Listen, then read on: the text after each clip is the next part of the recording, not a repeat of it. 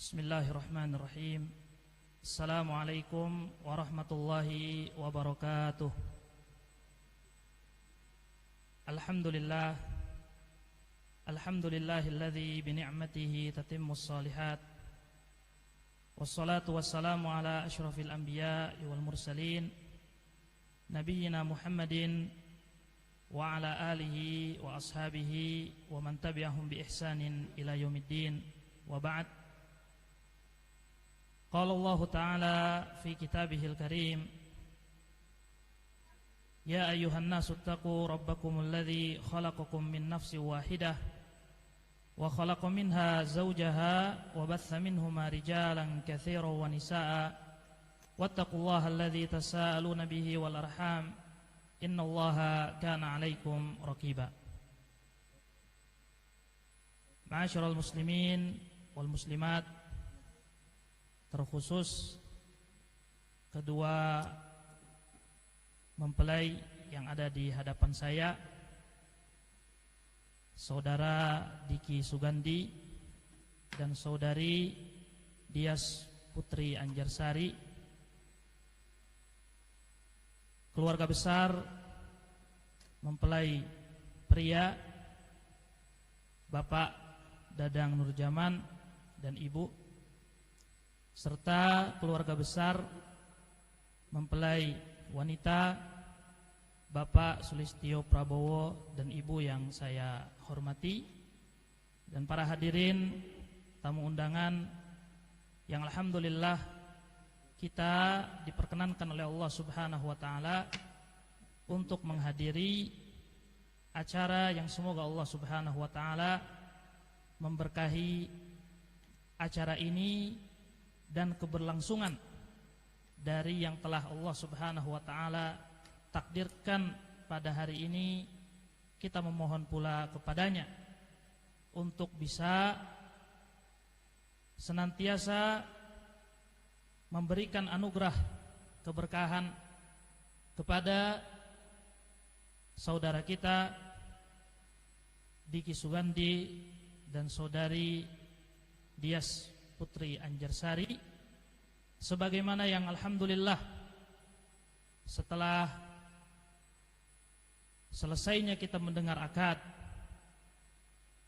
dan tidak perlu diulangi, masya Allah, tabarakallah, kita kemudian mengucapkan doa kepada mereka berdua, barakallahu laka atau lakuma,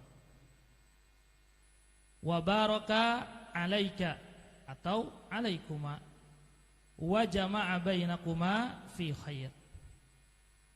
Yang mana terkadang luput dari kita untuk memaknai doa yang kita panjatkan,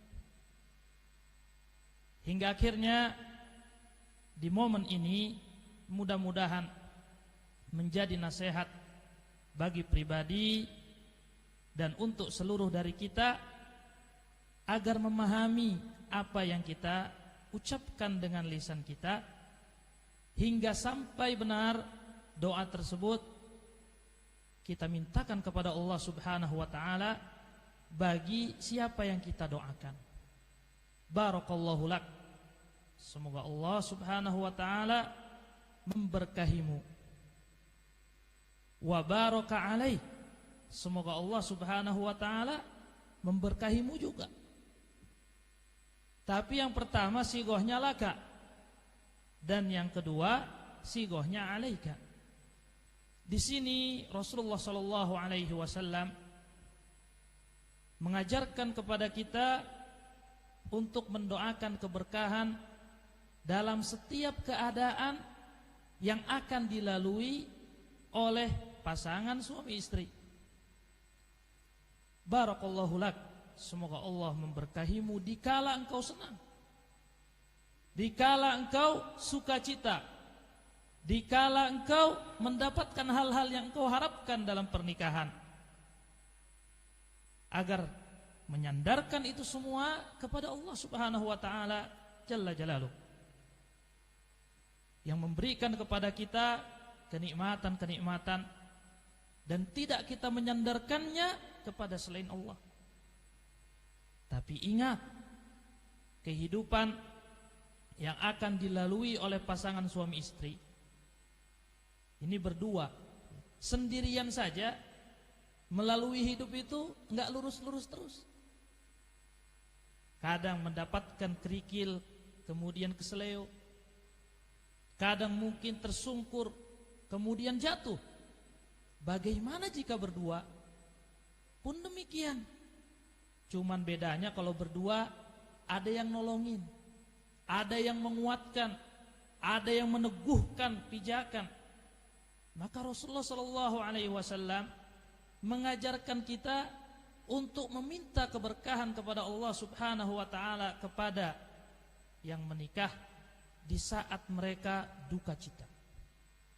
Di saat bahtera rumah tangganya menerjang ombak. Di saat kehidupan yang diharapkan tidak kunjung didapatkan. Tapi mudah-mudahan dua mempelai ini, pasangan suami istri ini bisa bersabar dengan ujian tersebut. Tidak langsung lari kepada solusi terakhir. Sekarang kita berkumpul di sini, masya Allah. Ana berkali-kali, ya, mungkin kalau dihitung bisa 10 kali diingatkan oleh akhi Diki Sugandi. Ustaz, insya Allah ana mau nikah, masya Allah ya, bismillah, mudah-mudahan lancar. Diingatkan lagi, Ustaz, nanti tanggal sekian, bismillah, insya Allah datang. Ya. Hingga akhirnya datang lagi undangan resminya. Di situ ada pembicara nanti Ustaz Dr. Abdullah Roy, LCMA, kakak kelas dulu ketika di Madinah. Cukuplah beliau sudah, jangan undang sana. Ada ini masih kecil, ilmunya rendah, ya. Tidak Ustaz, beliau nanti Zoom, tidak langsung datang. Antum yang ada di pernikahan insya Allah datang. Ya, kita diundang semua untuk acara yang luar biasa, merajut kebahagiaan di antara mereka berdua. Namun sekiranya terpikir tidak oleh seseorang adanya undangan perceraian dua orang suami istri, nggak mungkin diundang. Ya. Karena perceraian itu bukan sebuah hal yang diinginkan. Maka ma'asyiral muslimin wal muslimat, hadirin yang dirahmati Allah Subhanahu wa taala, wabil khusus kepada yang di hadapan saya ini. Hidup berumah tangga tidak melulu sesuai dengan apa yang kita harapkan. Maka ketika ujian itu datang, ingatlah bagaimana kita berupaya untuk melangsungkan hari yang bahagia ini. Jangan langsung lari ke solusi terakhir. Banyak cara yang bisa dilakukan. Maka mudah-mudahan doa keberkahan dari yang hadir pada hari ini bisa menguatkan mereka berdua dikala diuji oleh Allah Subhanahu wa taala dengan kerikil-kerikil yang mungkin datang, batu yang besar yang mungkin menghadang, atau mungkin terumbu karang misalkan yang bisa mengkaramkan bahtera yang sedang dijalani. Wa jama'a bainakuma fi khairin, dan semoga Allah Subhanahu wa taala mengumpulkan kalian berdua dalam kebaikan. Di pesantren diajarkan, atau di luar pesantren sudah banyak sekarang kursus bahasa Arab. Khairin sigohnya nakiroh, artinya banyak kebaikan yang Allah Subhanahu wa taala ciptakan, dan itu yang kita pintakan kepadanya untuk pasangan suami istri ini. Semoga Allah Subhanahu wa taala mengumpulkan mereka berdua dalam kebaikan. Ma'asyiral muslimin wal muslimat, para tamu undangan, wabil khusus kepada akhi Diki Sugandi dan ukhti Dias Putri Anjarsari, Sebagaimana yang disebutkan tadi, bahwa dari doa pernikahan yang terucap ketika kita memulai mencoba untuk memahaminya, kita bisa menemukan satu pengetahuan bahwasannya kehidupan berumah tangga itu harus dijaga.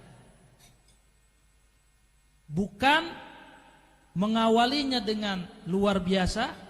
Tadi sudah disebutkan oleh penerima dari keluarga mempelai wanita, Bapak Toto hafizahullah ta'ala, yang mana alhamdulillah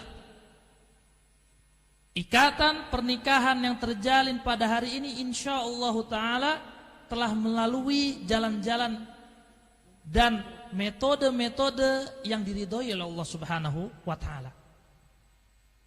Dan ini harus dijaga. Dan dijaganya kelanggengan rumah tangga ketika masing-masing dari kedua mempelai mengetahui hak dan kewajibannya masing-masing. Berarti ini pun menjadi nasihat buat diri saya pribadi dan bagi para hadirin yang sudah berumah tangga, menjadi juga bekal ilmu bagi para hadirin yang masih jomblo dan masih menunggu pasangan yang Allah Subhanahu wa ta'ala kelak akan menghadirkan di dalam kehidupannya.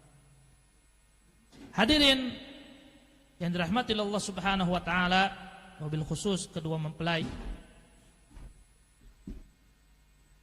yang perlu diperhatikan agar rumah tangga seseorang itu bisa langgeng. Tentunya setelah kita meminta kepada Allah Subhanahu wa ta'ala agar memberkahi keluarga kita, yaitu dengan mengetahui masing-masing baik suami maupun istri hak dan kewajibannya. Di akhir tadi naib penghulu yang datang dari KUA menyebutkan hal tersebut, agar masing-masing dari suami dan istri menunaikan kewajibannya hingga menerima haknya.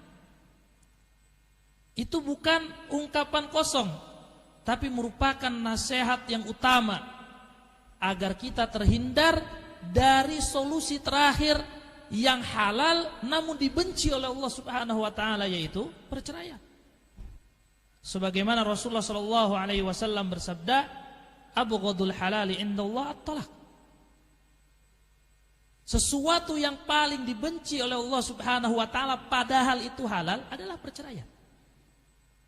Dikarenakan Rasulullah sallallahu alaihi wasallam pernah bercerita di hadapan para sahabat tentang kebiasaan dari sosok makhluk yang diciptakan oleh Allah Subhanahu wa ta'ala menjadi ujian bagi manusia, yaitu para syaitan, para iblis. Disebutkan oleh Rasulullah sallallahu alaihi wasallam, iblis memiliki singgasana di lautan, yang setiap hari setan itu datang kepada iblis melaporkan keberhasilannya mengganggu manusia. Datang satu, saya berhasil menjadikan fulan gak bangun subuh. Sudah bangun jam 8, gak juga sholat, langsung kerja misalkan. Ya bagus, kata iblis nih ya. Kemudian datang yang lain, saya berhasil menjadikan fulan tidak menunaikan zakat dari harta yang diamanatkan oleh Allah Subhanahu wa ta'ala. Diterima laporannya oleh iblis.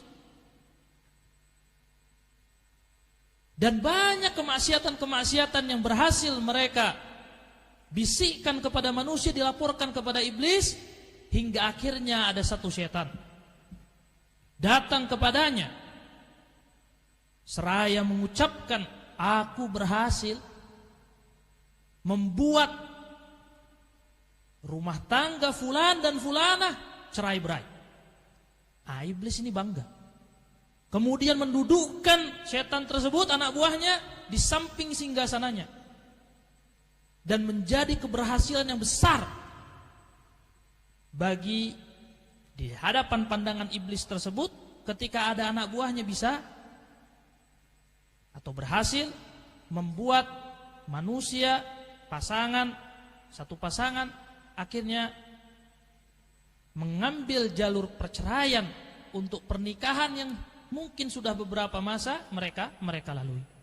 Akhirnya ma'asyiral muslimin wal muslimat, para tamu undangan yang dirahmati Allah Subhanahu wa taala, wabil khusus dua mempelai ini, maka yang perlu diperhatikan dan insyaallah ya, dari mulai membaca Al-Qur'an secara pribadi, Masya Allah, ini sudah luar biasa ininya, persiapannya. Agak bergetar dikit lah ya. Hingga akhirnya nanti ayat yang ketiga dilihat lagi, ada salah harokat itu. Karena memang Al-Quran difirmankan oleh Allah Subhanahu wa ta'ala, tidak boleh kita rubah harokatnya. Sampai menyebutkan ya, qabul dengan luar biasa. Masya Allah.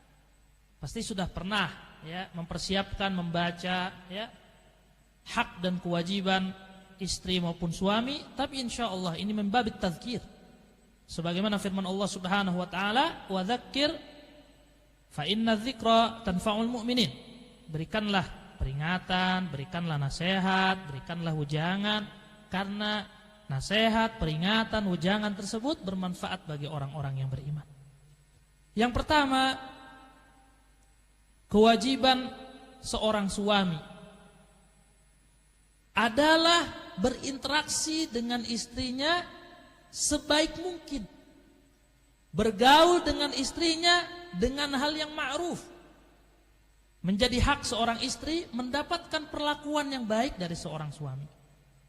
Perlu diperhatikan oleh para suami.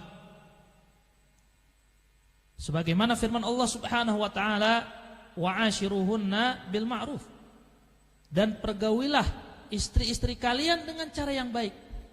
Sahabat Abdullah bin Abbas radhiyallahu taala anhuma menafsirkan ayat ini, yang dimaksud dengan cara yang baik, tutur kata yang baik,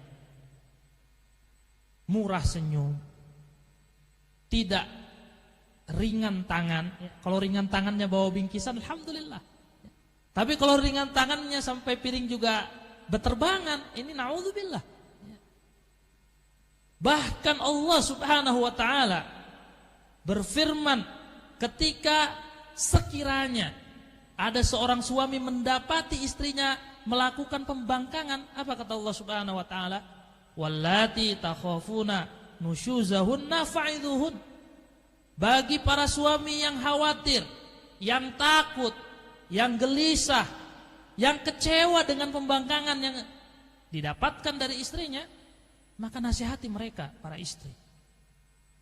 Wahjuruhunna fil madaji, enggak mempan nasihat, dihajar, bukan dihajar tapi dihajar. Ya, dihajar itu ditinggalkan, ya. Tapi dalam rumah, tidak ditemani di kamar yang sudah disediakan misalkan, ya. Kalau tidak berguna juga, wadribuhun, maka pukullah. Wah, ini ada firman Allah disuruh mukul nih, ya. Apakah akhirnya pukul untuk istri? Ini bertentangan dengan perintah Allah untuk bergaul dengan istri dengan cara yang baik, berinteraksi, bermuamalah dengan cara yang baik.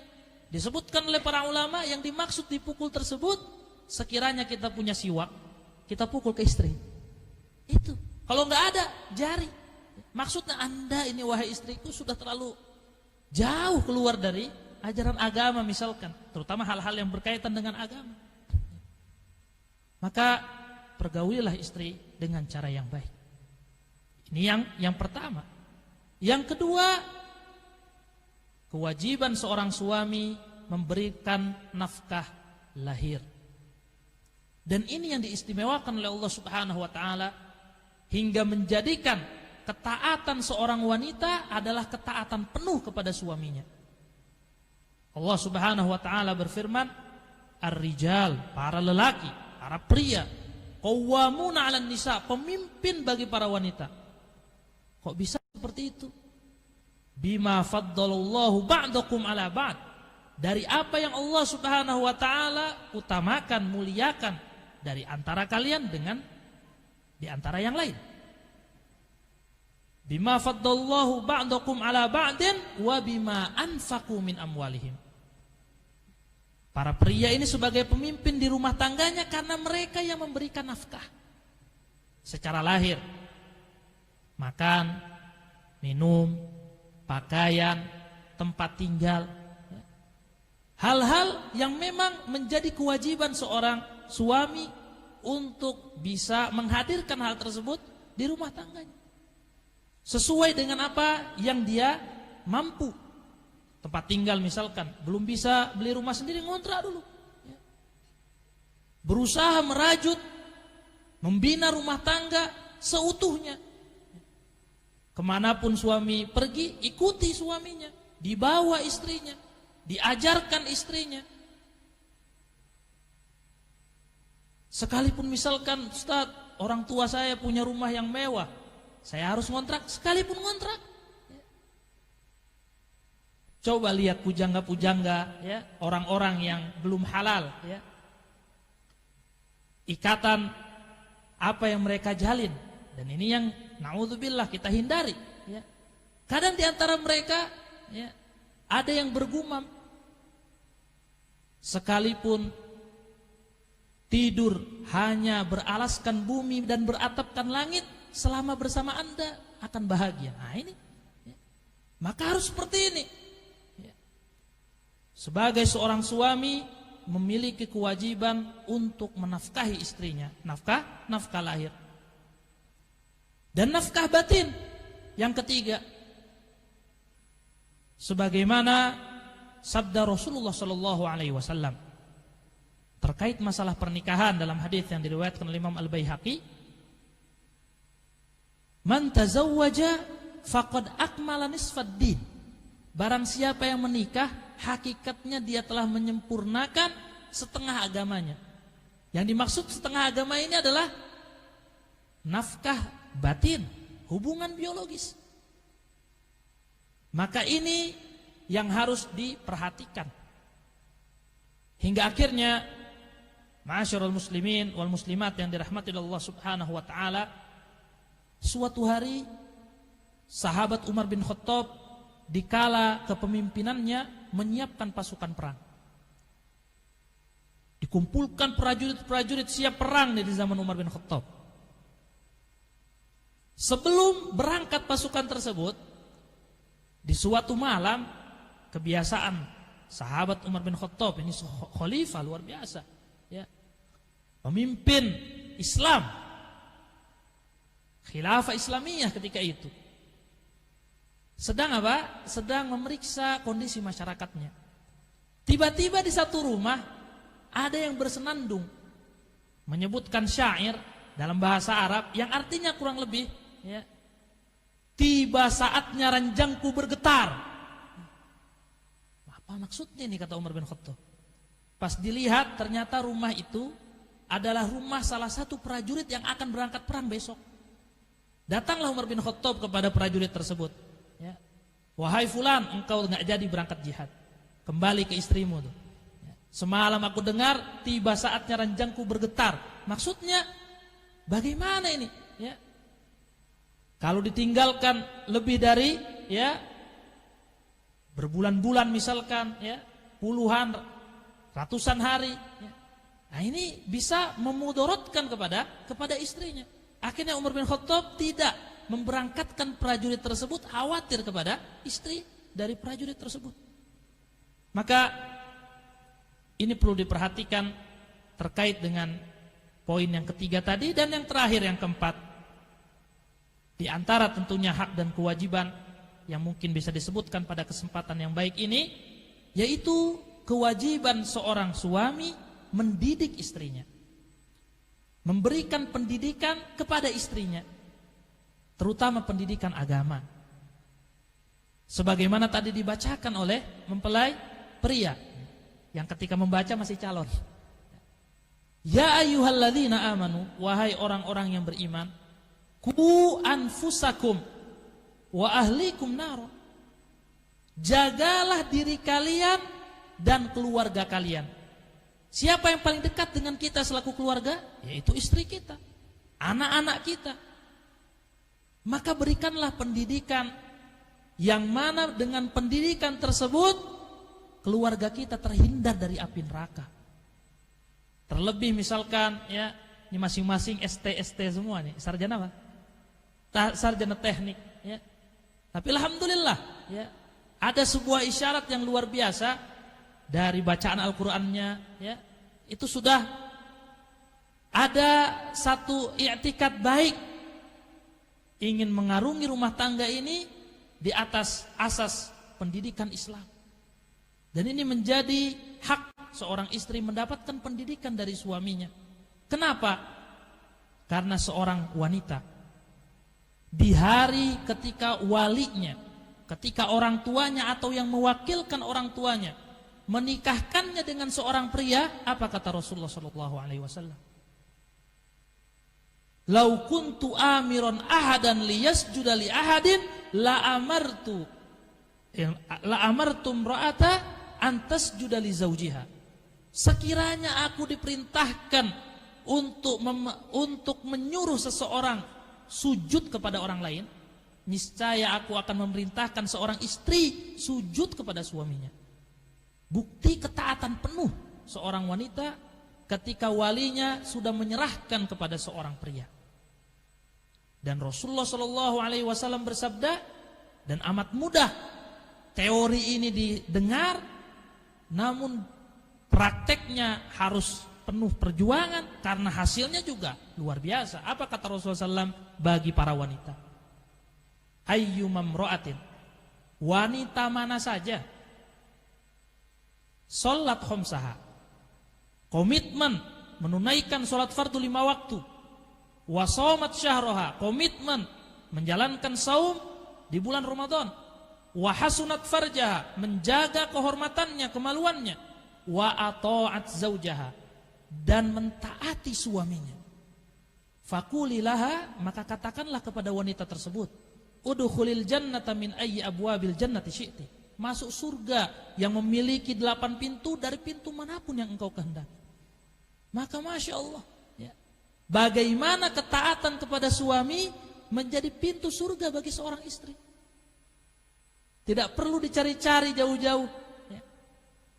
Ada di ketaatan kepada suamimu wahai wanita, untuk bisa masuk dari pintu surga dari mana saja yang engkau kehendaki. Akhirnya ma'asyiral muslimin wal muslimat yang dirahmati Allah Subhanahu wa taala, dengan ini Rasulullah sallallahu alaihi wasallam menyebutkan kepada kita para pria, para wanita diperintahkan oleh Allah Subhanahu wa taala menambatkan ketaatan penuhnya kepada suami. Akhirnya kata Rasulullah sallallahu alaihi wasallam, istausu bin nisa'i khaira.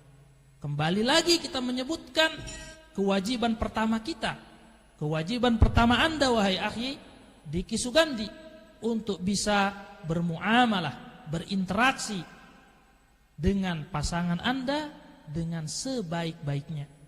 Mudah-mudahan dari penjabaran 4 hak, yang mana kebalikannya berarti kewajiban baik dari suami maupun istri tadi, semoga Allah Subhanahu wa taala menjadikan kita bisa komitmen dari apa yang Allah Subhanahu wa taala perintahkan, tetapkan, dan Rasulullah sallallahu alaihi wasallam tuntunkan kepada kita, hingga akhirnya apa yang diharapkan dari pernikahan dan tidak didapatkan kecuali dari pernikahan. Wa min ayatihi an khalaqalakum min anfusikum azwaja litaskunu ilaiha. Dari tanda kebesaran Allah Subhanahu wa taala ketika menjadikan dari diri kalian wahai laki-laki pasangan hidup kalian, yaitu para wanita, litaskunu ilaiha, azwajan dulu, litaskunu ilaiha, agar kalian bisa merasa damai bersamanya. Itu ketika apa? Ketika sudah menikah. Kalau belum menikah, jangankan kedamaian yang didapatkan, hanya kesenangan semu. Ini ya merupakan nasihat juga bagi yang mungkin tergelincir dalam ikatan-ikatan di luar pernikahan. Rasulullah SAW bersabda, ya, sekiranya seseorang mengetahui dosa bersentuhannya tangan lawan jenis yang bukan mahramnya, itu lebih apa? Lebih baik dia dipalu, ya, kepalanya dengan paku yang tajam. Maka ma'asyiral muslimin yang dirahmati Allah Subhanahu wa taala, apa yang diharapkan dari pernikahan yaitu kedamaian hati, ketenangan jiwa, itu semua mudah-mudahan bisa terlaksana dengan kita semaksimal mungkin. Para suami benar-benar memenuhi kewajibannya, dan para istri pun tidak luput untuk mengetahui kewajiban, yaitu mentaati suaminya ketaatan penuh, bahkan melebihi ketaatannya kepada orang tuanya saat dia sudah menikah. Terima kasih, mudah-mudahan yang disampaikan bisa bermanfaat. Kurang lebihnya saya mohon maaf. Sekali lagi saya haturkan doa kepada Allah Subhanahu wa taala untuk kedua mempelai. Barakallahu laka wa baraka alaik wa jama'a bainakuma fi khair. Akhiru da'wana alhamdulillahirabbil alamin. Assalamualaikum warahmatullahi wabarakatuh.